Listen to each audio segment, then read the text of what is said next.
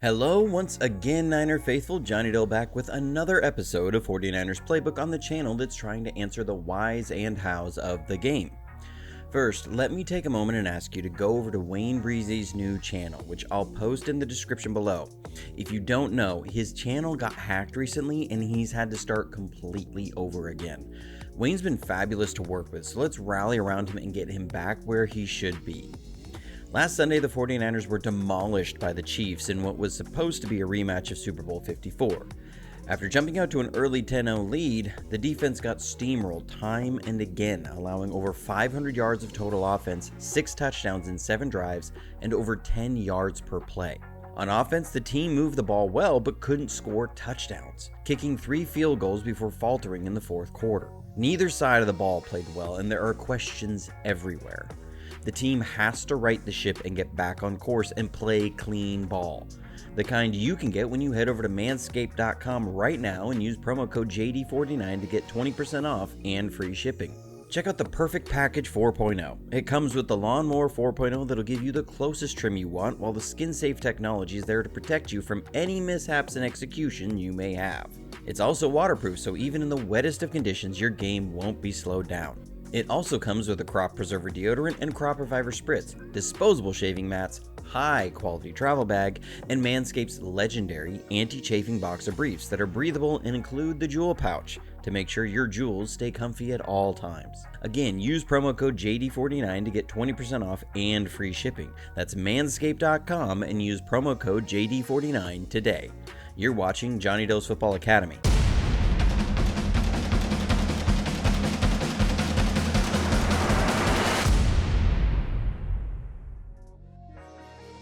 After jumping out to an early 10-0 lead, the 49ers then give up the first of what will be 6 touchdowns in the game.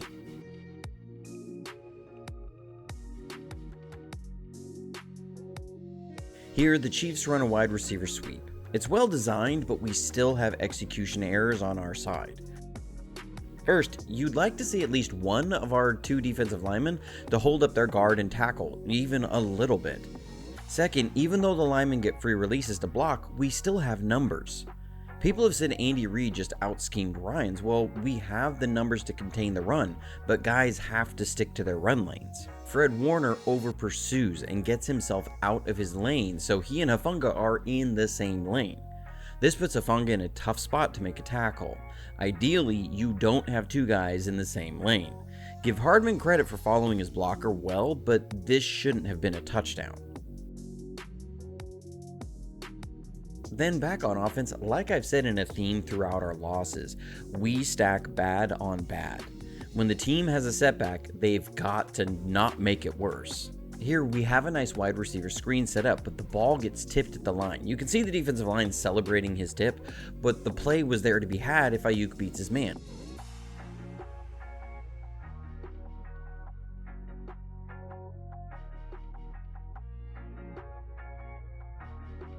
But you can't stack bad on top of plays like this.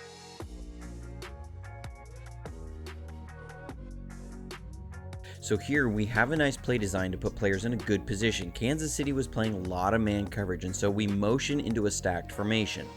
This is to give clean releases to your receivers, and we're going to look to hit Kittle on an out route as Kansas City will be in cover 1 man. You can see this is where Jimmy wants to go with the ball, and when he goes to pull the trigger, he sees the defender is about to undercut the route, so he pulls it down, and with the pressure right there, has to eat the sack. Again, bad on bad. First, you'd like to see Kittle win this rep, but guys aren't always going to win their one-on-ones. We have Juice wide open, but Jimmy can't get there in the progression because McGlinchey gets manhandled. This is one of those tough spots. If Jimmy doesn't hold on to Kittle's route longer, he's going to get criticized for dumping it down. He holds it for Kittle's route to get open deep to the outside, but you see we don't win on the route, and the pass pro doesn't hold up long enough for the check down. Personally, I'd like to see Jimmy outlet it to Juice once the blitz comes.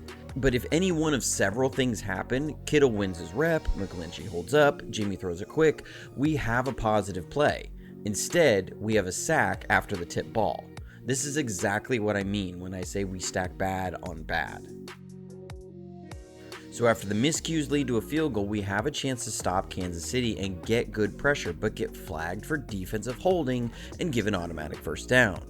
There wasn't a need for this. The pressure had forced an uncatchable pass. You won the rep, but a stupid penalty gives him a first down. So then what do? You follow it up with an offsides penalty.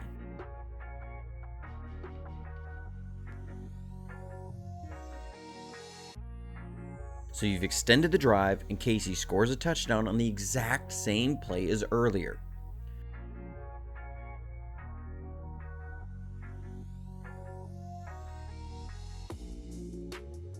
This is just really poor recognition by Hufanga.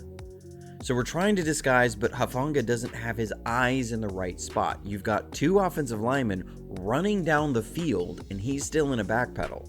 We actually play it a lot better than the first touchdown, but you have no safety support, and then Hufanga is late to get to the play and just misses the tackle.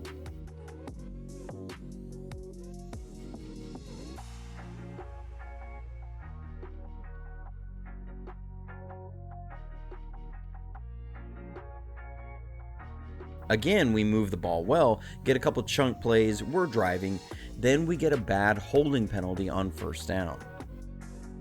Then Kyle gets beat on a well-designed blitz. Kansas City is going to bring 3 off the weak side, then a blitz off the edge, and drop 2 defensive linemen into coverage. The pressure just gets there so fast, Jimmy has to pull it down. This is the danger when you have plays that back you up and put you in these situations. KC was prepared for this, we weren't. You can't stack bad on bad. We then try and get some yards back to make it third and manageable, but get a batted ball. It's hard to excuse this stuff from anyone when it's piling on. Because then on the field goal try, we get a false start. Thankfully, we get a muff punt and have a chance to take the lead going into the half, and then we have a horrible turnover.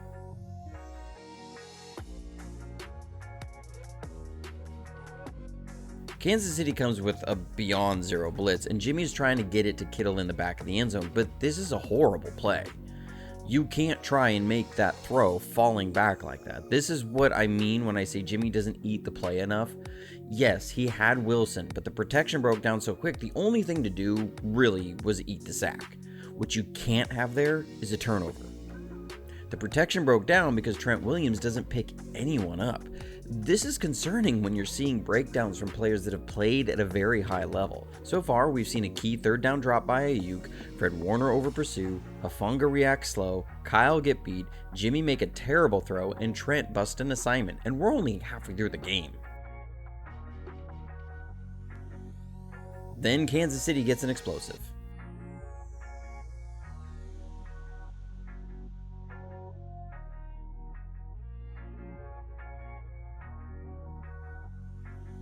Here, we're in cover 6 zone, which is cover 4 on one side and cover 2 on the other. 4 plus 2 equals 6, hence cover 6. Gibson is essentially playing man coverage on the deep route here, and he gets himself turned around and beat for a huge gain.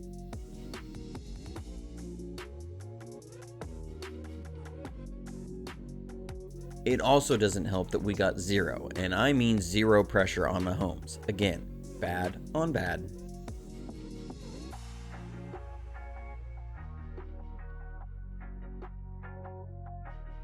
But Kansas City missed the field goal, and so it's 14-13 at the half. The defense has a chance to regroup and come out and make a stop, take control of the game, but we botched the kickoff coverage and give up a 49-yard return. And then an absolutely horrible penalty on Jennings. Yes, I'm going to sit on this one for a second because this is one of the worst penalties you can make. The guy is clearly out of bounds. This is just so bad. I can excuse some things in games and have grace on some things, but I have zero patience for stuff like this because it's 100% avoidable. So instead of having any chance at momentum out of the half, the Chiefs are set up at our own 33-yard line. Then the Chiefs get a big touchdown, and they're not even doing anything crazy. This is just a zone run. We have 5 defenders on 4 blockers.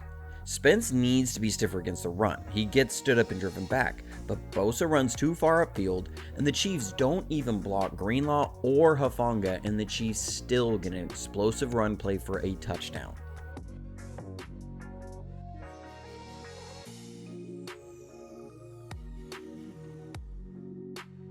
But then back on offense, we're moving again. We do a good job of defeating the overload blitz and at least gaining a few yards, and then have another negative play.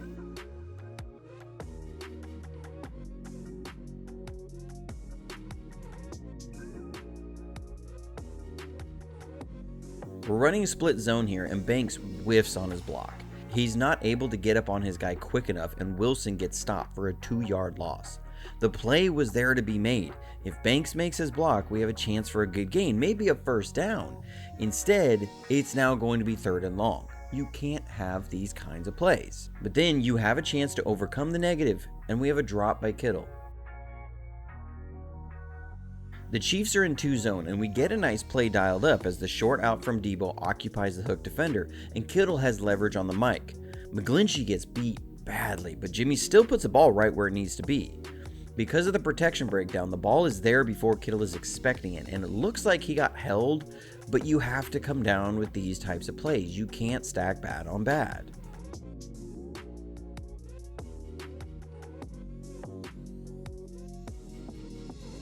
This next play is just inexplicable. So Mahomes is literally just throwing this ball up to Kelsey, who's double covered, and I don't even know. You watch this and tell me in the comments, because I just don't even know how to describe the effort from Flanagan Foles here.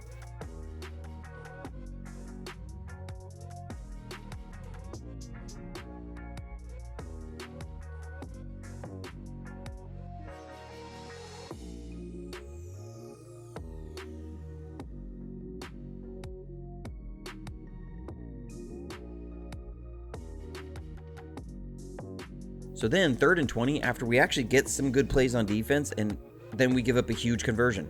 Bear in mind, this would have been a 55-yard field goal attempt.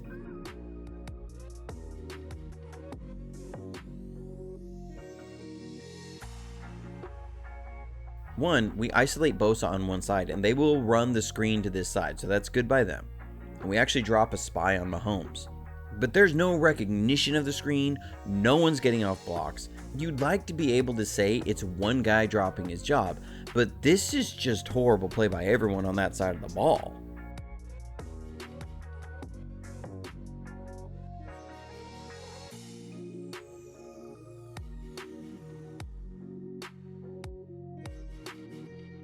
From there, Jimmy Ward is going to get beat on a crossing route.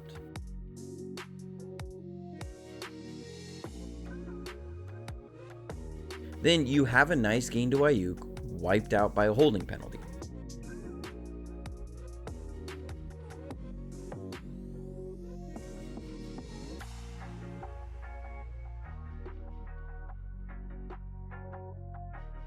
Then you have a nice gain by Wilson, wiped out by a holding penalty.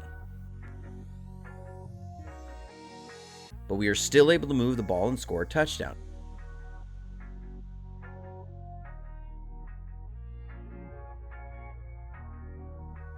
Here we have an Ohio concept at the bottom, and Kittle on a post. The Chiefs are showing cover 1 man, but will rotate late into 2 man. Jimmy sees the safety bail, recognizes the 2 man, which is soft down the middle, and hits Kittle on the post route. This made the game 23-28.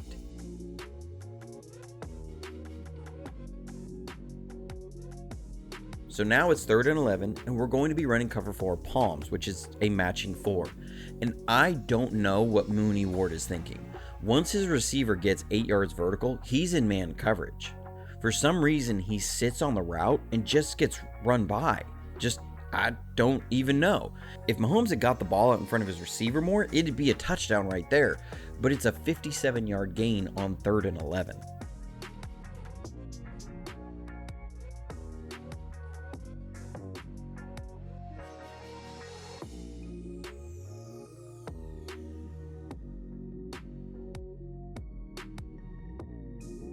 Then we're in 2 zone, and Kansas City has a levels concept dialed up. Warner shades to the 3 receiver side, and Flanagan Foles can't make a tackle, so Kansas City gets a big play to set up goal to go.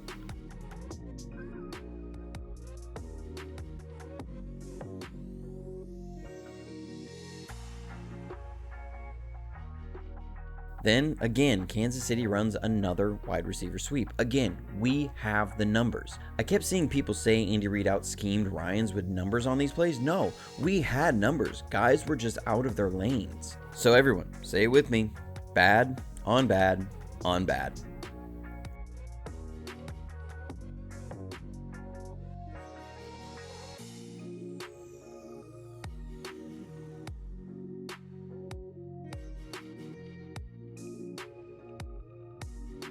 So now the offense has got to respond and keep it close.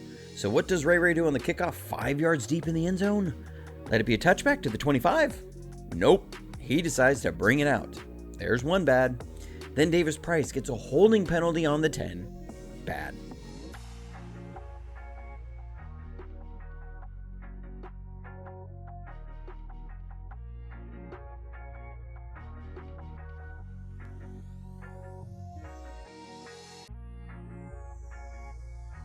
So now your offense, needing to respond, is backed up to their own 5-yard line. So now we're going to try and run it up inside. Look at Brendel get completely thrown back. My goodness. McCaffrey wants to cut it that way, but runs into Brendel. You can't even make this stuff up. Now we're going to try and hit Debo on a quick slant. Casey jumps it, and we get a sack.